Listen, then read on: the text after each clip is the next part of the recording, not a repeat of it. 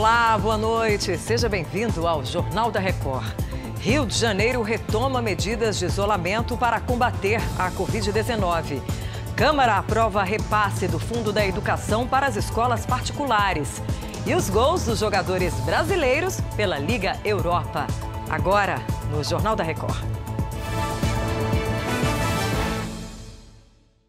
Oferecimento Bradesco, as melhores histórias e um só banco.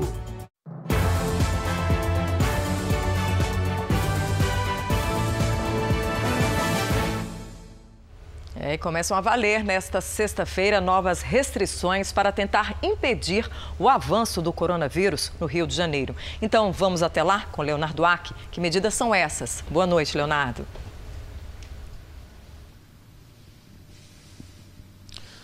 Boa noite, Patrícia. Boa noite a todos. Uma delas proíbe a circulação em áreas de lazer de condomínios como piscinas e saunas, onde os moradores não podem usar máscaras. Agora, a prefeitura também não vai permitir o estacionamento nas praias de toda a orla nos fins de semana e também nos feriados, para evitar a superlotação. As áreas de lazer que funcionam nos bairros da Zona Sul e também no Aterro do Flamengo serão fechadas. As medidas foram adotadas numa decisão conjunta das secretarias estadual e municipal de saúde. E para reduzir a lotação no transporte público, as indústrias devem começar o expediente às 7 da manhã, os serviços às 9 e o comércio às 11 da manhã. Patrícia. Obrigada, Leonardo. Olha, e o contágio do coronavírus está maior agora que durante o pico da pandemia em julho. Por isso é preciso manter os cuidados, né? Como lavar as mãos, evitar aglomerações e ficar assim, como a Giovana Rizardo de máscara, né, Giovana? Boa noite para você. Boa noite, Patrícia. Boa noite para todo mundo. Sempre, viu, Patrícia? E o cenário agora exige muita precaução e também o replanejamento das festas de fim de ano, inclusive.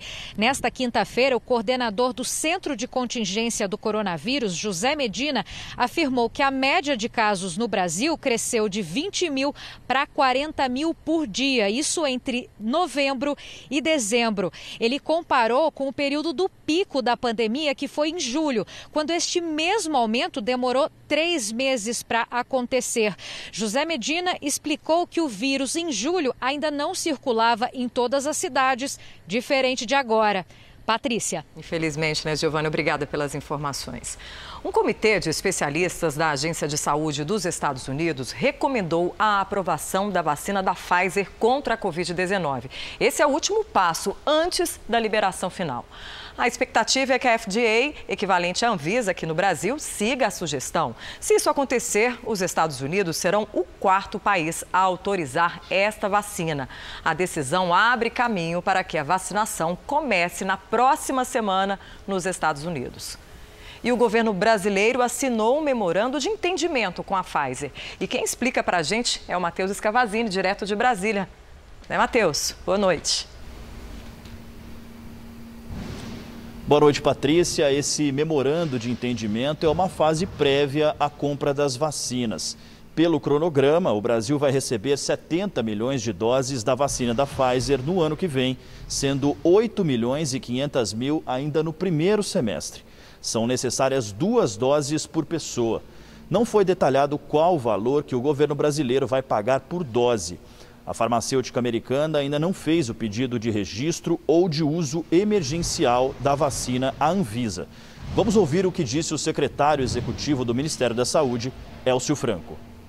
Seria leviano de nossa parte eu transmitir a qualquer brasileiro uma data correta em que vai se iniciar a vacinação, uma vez que nenhuma delas tem registro, uma vez que nenhuma delas foi disponibilizada para a população. Tendo a autorização para uso emergencial, tendo o registro, aí sim, com o registro, poderemos iniciar a imunização de toda a população brasileira.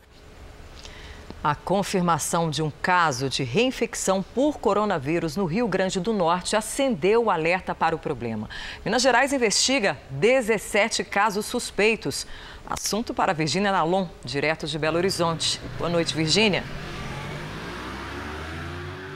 Oi, Patrícia, boa noite para você. Os casos são investigados pela Secretaria de Estado de Saúde em parceria com a Fundação Ezequiel Dias.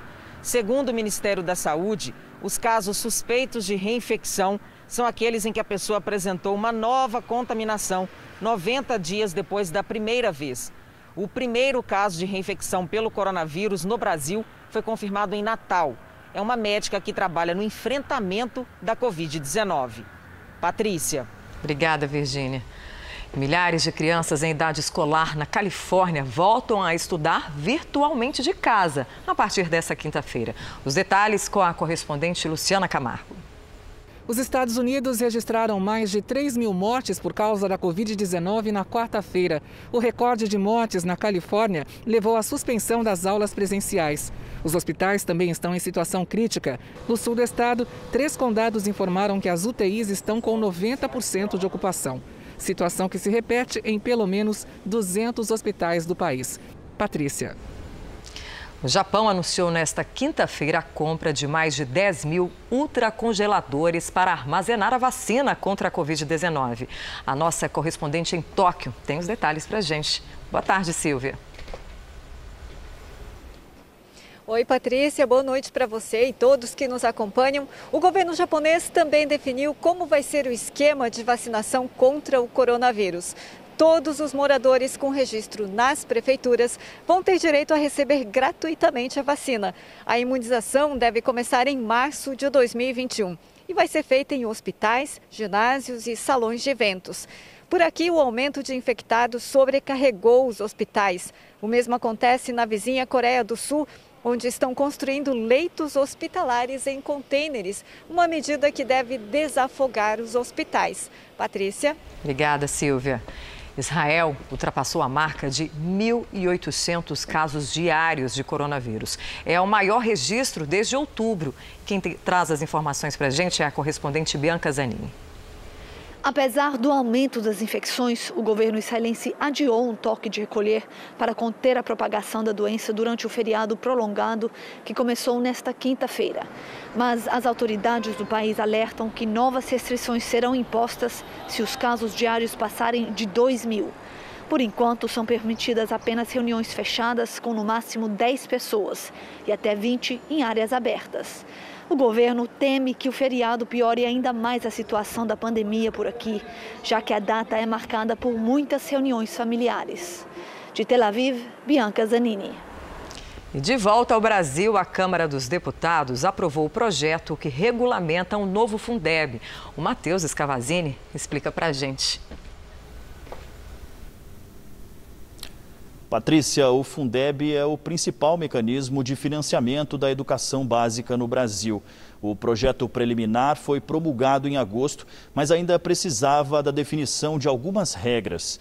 O novo Fundo de Desenvolvimento da Educação Básica entra em vigor em janeiro e foi incluído na Constituição para se tornar permanente. A alteração vai ampliar a contribuição da União para o Fundeb dos atuais 10% para 23% daqui 6 anos. Os deputados incluíram a possibilidade de repasse federal para as escolas particulares sem fins lucrativos. O texto segue agora para análise do Senado. Patrícia. Matheus, eu continuo com você porque o dia também rendeu aí no Senado, né? Com uma série de projetos aprovados. O que você destaca para a gente? Patrícia, primeiro o marco regulatório do gás, viu? A proposta promete aumentar a infraestrutura e a concorrência para diminuir o preço do gás natural. O texto permite que a exploração do serviço de transporte de gás natural e contratos para a construção de gasodutos sejam feitos mediante autorização após a aprovação da Agência Nacional do Petróleo. Como foi alterado, o texto volta para a Câmara dos Deputados.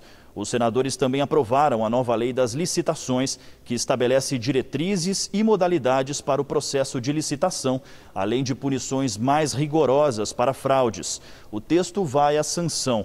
O Senado aprovou ainda um projeto que torna crime práticas de agentes públicos de segurança privada baseadas em preconceito. E também criou uma comissão temporária para estudar a implantação da internet 5G. Patrícia. Obrigada, Matheus. Vamos agora ao comentário de Augusto Nunes. Boa noite, Augusto. Boa noite, Patrícia. Boa noite a você que nos acompanha. Ao visitar as Cataratas do Iguaçu, a então primeira-dama norte-americana Eleanor Roosevelt resumiu seu deslumbramento em 2 palavras: Poor Niagara, pobre Niágara. Era uma referência às 3 grandes quedas d'água na fronteira dos Estados Unidos com o Canadá, que costumam ser comparadas ao colosso fluvial na confluência do Brasil com a Argentina e o Paraguai. Pobre Brasil, diria a mulher do presidente Franklin Roosevelt, se soubesse como funciona a indústria do turismo do país que visitava. As Cataratas do Iguaçu ocupam o 3º lugar na lista das 7 maravilhas da natureza, liderada pela Floresta Amazônica. Em 2019, festejou-se o recorde de 2 milhões de visitantes em Iguaçu. Ausentes da lista, as Niagara Falls atraem anualmente 15 milhões de turistas. Há poucos anos, a Itália e a Grécia sobreviveram a devastadoras crises econômicas graças à solidez do sistema turístico. Se o Brasil dependesse desse ramo da economia para enfrentar vendavais financeiros, não suportaria sequer uma brisa, não por falta de atrações, mas por excesso de incompetência dos escolhidos para administrar esse filão inesgotável. Tomara que o novo ministro do Turismo saiba disso e comece a mudar o que não pode continuar como está. O Brasil vai dar um salto tecnológico na fabricação de aviões com a chegada do primeiro caça Gripen. A opinião é do Major Brigadeiro do Ar, Walter Borges Malta. Ele participou do JR Entrevista desta quinta. O que nós fazemos hoje dentro do Brasil em termos de avião militar, avião civil, é a 3ª potência do mundo em termos de aeronaves, né? Nós temos hoje aí a Embraer figurando entre as 3 primeiras indústrias aeroespaciais. Então, essa capacidade já tem atendido a Força Aérea Brasileira de longa data. Praticamente, desde do seu início, a Embraer ela tem produzido aeronaves para a Força Aérea Brasileira. O caça Gripen hoje, ele vem incrementar ainda mais essa possibilidade de a Embraer e outras empresas nacionais poderem participar na absorção da tecnologia e também participar da produção dessa aeronave. Então, nós teremos uma indústria nacional, já estamos tendo com muito mais capacidade que tínhamos antes do início do caça Gripen. Veja a seguir os destaques brasileiros na rodada da Liga Europa. E o jogo da Libertadores, que define o possível adversário do Palmeiras.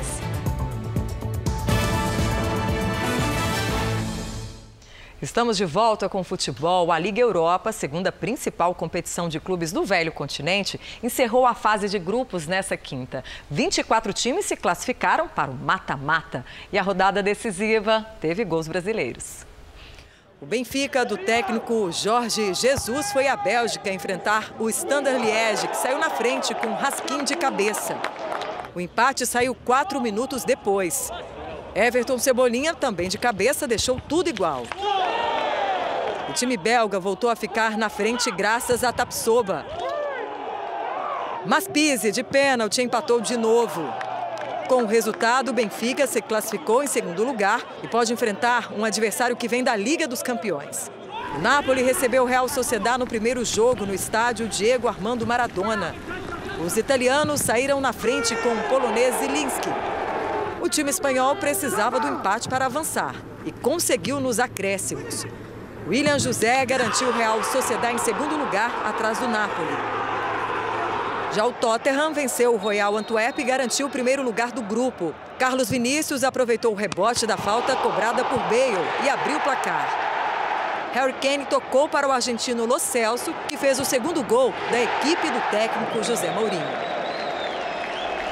E pela Libertadores, o Palmeiras ficou de olho no jogo de ida entre 2 clubes de muita tradição. O River Plate da Argentina recebeu o Nacional do Uruguai. E o VAR apareceu para variar. Marcou pênalti para o River. A bola bateu no braço de Laborda. Montiel cobrou no canto e abriu o placar. Nos acréscimos, o River ampliou a vantagem. Matias Soares cruzou para Zuculini cabecear. 2-0 para a equipe argentina, também com checagem do VAR. Quem passar desse confronto enfrenta o vencedor de Palmeiras e Libertad. Quem será? Essa edição do Jornal da Record termina aqui. Outras informações no Fala Brasil, às 8h30 da manhã. Boa noite para você.